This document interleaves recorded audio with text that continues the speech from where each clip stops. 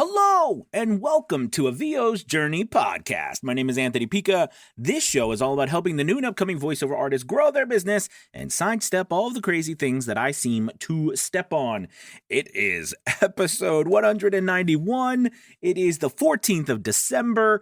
I know it's been a couple of weeks. We were on the happy train doing voiceover auditions and the last couple ones when we set up a competition, and I'm here to report on that for you. So to tell you where we are and what I have got so far.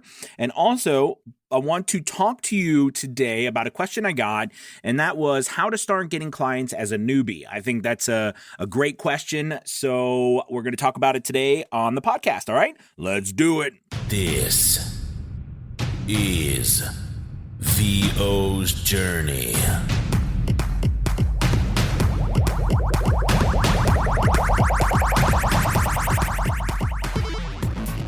With your host, the incomparable Anthony Pica. All right. So, first off, thank you for listening. As always, it is a joy to have you. I'm super excited because we only have, we have 11 days before Christmas. I'm super excited, ready for Santa to bring me some toys. I need toys. I need all kinds of recording toys. Anyways, I wanted to first give you guys an update. I'm an idiot, I know. I want to give you an update on what's been happening with the audition challenge. So, as you know, a couple of weeks ago, I put together an audition challenge for us to see, how many auditions could we get in a day and to see where that leads us. So, a follow-up with that, things have been going well. I got a job on Voice 123. I was very pleased with that. And, the thing is that it's still ongoing. Like today, so this was last week, and I submitted everything, and then, they wanted to do. So what I wanted to tell you what happened is that I got a job. It was a couple $100 job for, I guess 140 words or so. So it was pretty decent. And, Voice 123 says, hey, do you want to do this through the system? And I was like, yeah, sure. So I didn't know. And they're like, oh, once I clicked that, they were like, so... Or Voice 123 said, so there will be 30 days waiting period before you get your money. I was like, what? I was like, oh, come on. So anyways, I learned don't click the yes when they ask you if you want a secure payment through Voice 123. So anyways, but fortunately, the client came back to me and said that they wanted to just do an invoice through the email address they sent, which is traditionally how the way pay-to-play sites do it. Although they are trying to change it, but that's the way you do it on Voice 123. So I sent them an invoice, so that's being taken care of, and they asked for a couple more takes and paid for some extra takes. So I thought that was pretty cool. So all in all, it's been a pretty decent experience so far in Voice 123. Just very it's still very loosey-goosey, meaning I think on Fiverr, Upwork, there is specific point A, point B, point C, you know what I mean? And there's extras to tick and all this stuff, whereas, it's Voice 123 and voices.com, these places, it's a lot more about you having are you going to do the job that they ask you to do? And then if there's more, you've got to have how much you're charging for extras, how much you're charging for revisions. You've got to make sure you have an invoice, be able to send invoices and stuff like that. You can do it through the system, but like I said, they said it would take 30 days, and that's upon payment.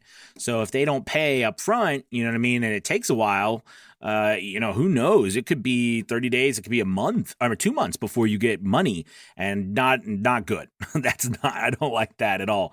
So anyway, so that's my experience with that. Now, on the downside to all this, I have been so busy that I have really fallen behind on my auditions in all openness and transparency. And I think this is what happens to all of us, right? Is we get busy with something, life happens, other things are going on, and, we don't get in all of our auditions. And then what happens is that, when you finish the stuff, there's no more auditions to look at. So I think for me, that's kind of what's been the train, getting an audition in. It's been about a week since I've actually got an audition in. So I'm going to be planning on doing auditions today.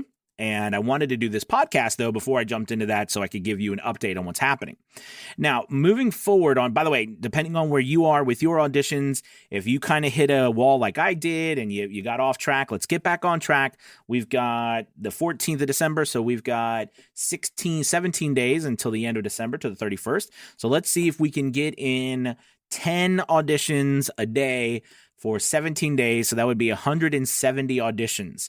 That would be pretty crazy. So let's see if we can do that. And whether you're on the pay to plays or you're on ACX or wherever you are, let's see if we can get those in. Okay. Awesome. All right. So now let's talk about the question I posted in the beginning of this, or I said in the beginning of this, and that was how to start getting clients as a newbie. I think, we're talking about auditioning, and I get this question. This was actually a question from a person who was joining a VO's Journey Facebook group, and they're like, hey, I'm brand new to this. How do I get clients as a newbie? I love this. I love this question because I think for me, when I first started, I had no flipping clue. And on top of that, what I had to work with, like my equipment, my microphone, my hobo fort, it was a setup. It was an okay setup, but it wasn't a setup that was going to produce super high quality voiceovers. So knowing where to go in order to be able to start on your journey, to start getting work, even if you can't afford to get top level gear in order to get those higher paying jobs, is really important. All right. So I wanted to do this session on that. So the first place, and the place that I recommend absolutely, is ACX. All right. It's called the Audiobook Creation Exchange. It's owned by Audible, and it is Audible's owned by Amazon. Now, ACX is a place where indie publishers, audio production companies, executives, everyday Joe Schmo goes on with their book and puts it on there to meet up with freelancers like ourselves who are looking to narrate an audiobook. And then once we agree upon terms, so basically they put up their book on ACX. We find the book, we audition. And the system runs you through that. You audition with a script that they give you, and you send in the file. And if they like it, they send you a contract. You say okay to the contract, and then you go about working with them and finish doing the book, uploading the book to ACX, and then ACX checks it and then publishes that onto Audible and Amazon. So it's a really great place. But here's the thing. And I don't mean, I'm not saying this in a negative way, but audiobooks people who listen to audiobooks, and I listen to audiobooks too, don't seem to care as much how perfect the quality of the audio is.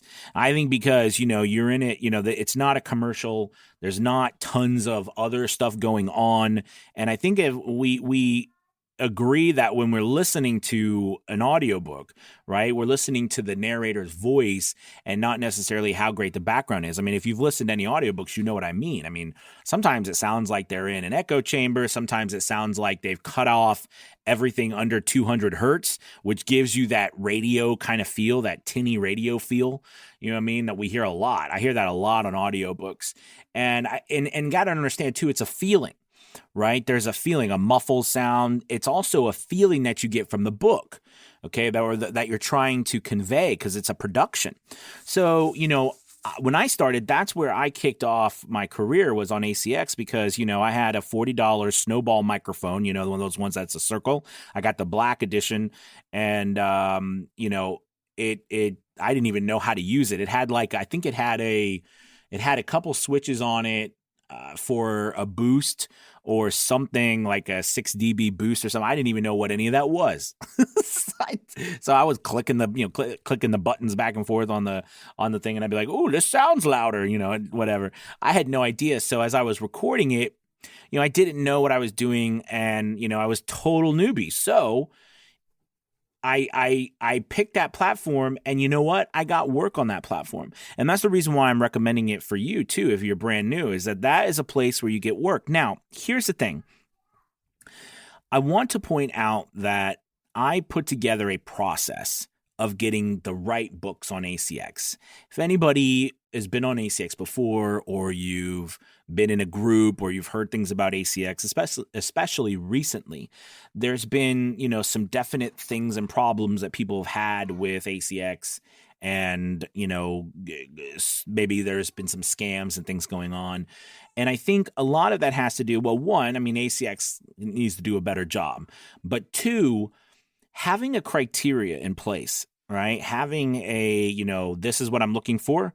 And if it doesn't fit these parameters, I'm not going to I'm not going to get I'm not going to audition for the job. It's going to save you so much time and money on the back end, because, I work with a lot of people who unfortunately have done work on ACX, but didn't follow kind of the rules or the criteria that I'm going to lay out here for you. And they have still yet to be paid, or their book's been in hawk for like 8 months, or it comes back and it gets, pushed back to them. Like they don't get, they're not getting the exact, they're just not getting it published. And I think that's the big thing. You don't want to run into that situation. And on top of that, you want to make sure that you have a method to your madness when it comes to choosing books for price, for time, for royalty share. So let's kind of dive into this really quick about the different ways that, you do audiobooks on ACX and what to look for, okay? So again, when you go onto ACX, you're going to log in, and it's going to be if you have an Amazon account, you can log in with your Amazon ID. And then it'll ask you to fill out a couple of things for your profile, but the main point is to get to the place where it says books that are available or whatever, and you go in there, and there's 1,000 to 1,500 books that are usually available at any given time. You can narrow it down with the filters. But when you go into a book, I want to talk to you about first the payment process. So there's multiple different ways to get paid. The first way is royalty share. And there's by far the most books on royalty share. And basically what it is royalty share is when you and the author split the royalties for 7 years that you get for the sale of audiobooks on Amazon, Audible, etc. Okay? And basically after Amazon takes about 60%, and you and the author split 40%, and that means you get 20%. So if a book is, $1, like if it's $1 for the audiobook, you're going to get 20 cents per sale, right? Or if it's, $4, you're going to get, 20% of that, which is 80 cents or so. What is that, 80 cents? I think, yeah, so that's 80 cents.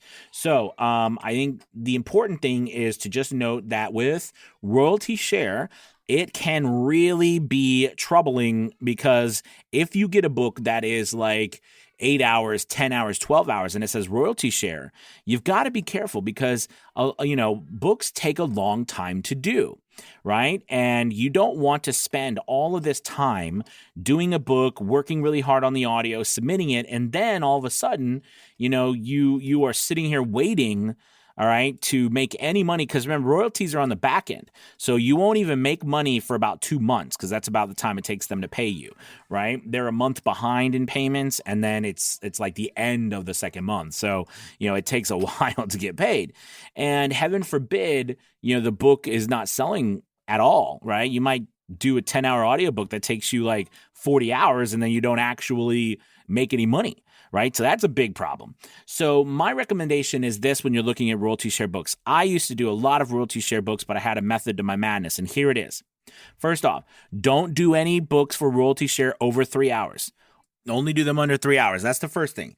So the second thing is you want to look for books that are actually going to be ranked at or below 50,000. So Amazon has a ranking system, right? And if you go on there, you can see books, audiobooks, etc. They're ranked. Now, you're not going to be able to see the audiobook, right? Because you're creating it. So you go to the book, and there's actually a little tab on ACX that you can click over to see the book in the rankings, and it will show you where it ranks. If it ranks over 50,000, so they do it by the lower the ranking is, the better. So if it's at or under $50,000, that or 50,000 ranking, that is a book that I recommend that you give a shot for royalty share. If it's over 50,000, you're running the risk of, it's kind of like arbitrage. You're just throwing your stuff up there, hoping that someone is going to buy it. And you don't know if the author that's put the book up there, if they're actually going to market it. You don't know any of that. So it's important that, you hedge your bet by doing the way I'm saying and look for 50,000 or under. Okay. Also, one thing to help you to make sure that you're not being scammed is also an ideal book would be one that has at least, 1 to 3 verified purchases. And those are like verified purchases with a review, because, there's sometimes people will buy reviews and they're not verified, you know what I mean? Or they're giving away their stuff, which is okay, because you get like 25 books on the front end to give away. So that's okay. But the key here is that you want to make sure that you're doing books that are lower than 3 hours long and that are at least 50,000 or under. Now, are you going to find a lot like that? No, you might find 1 or 2 a day, but it's not going to be a great number. Okay. So the next ones there's a scale of actual payments, or like payments up front. And we call that per finished hour. So basically Fiverr pays anywhere from, starting at 0 up to 1,000 is what they rank it as. So like 0 to 50, 50 to 100, 100 to 200, 200 to 400, and 400 to 1,000. Those are the different rankings, or the different multiples that they offer. And you basically go in and look at what the author has proposed, right? They'll post a book and say, hey, I'm looking for auditions and I want to pay, I'm paying $100 per finished hour.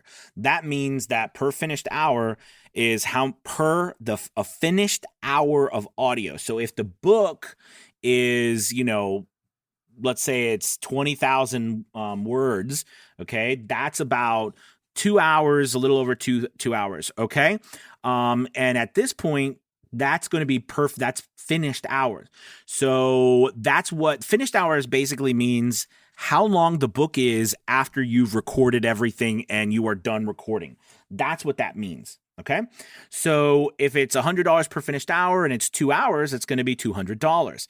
But what per finished hour doesn't say is how long it actually takes you to do it. So for 2 hours, sometimes it can take 4 or 5 hours per hour. So in actuality, it could be, like 5 hours. And that's kind of something where you have to take in consideration, so that when you do charge, you think, hey, it's going to actually take me 10 hours to do this book that's a couple hours long. And, I need to make sure I'm being paid for that. So just as a side note, audiobooks will never be like commercial work where, you do something for, you do a minute video, or you do a minute or a 30-second commercial and make, $300-400. It's never going to be like that. But there's so much more audiobook work, because there's so fewer people looking for audiobook. I mean, there's so fewer people doing audiobook narration, and there is so many people putting books out, especially now.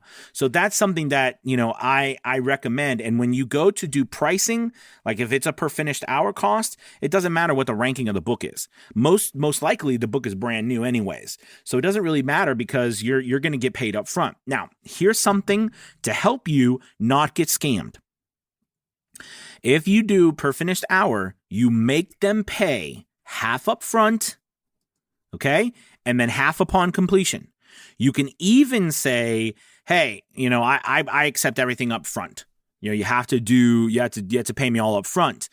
Do you see what I mean? At least half up front and half upon completion. Because what you don't want to do is do an entire book, deliver it, and then they decide not to pay you. Now, they can't steal it. You actually have to push a button that says you've been paid, but you could still do the work. Let's say you do a 5-hour audiobook, right? And, months later, you still haven't been paid because they decided they don't want to pay you, or they don't want to do it. You know what I'm saying? So you really have to think about getting that payment up front. All right. That's what I do from this point on. I always make them pay up front, because I don't want to be scammed on the back end.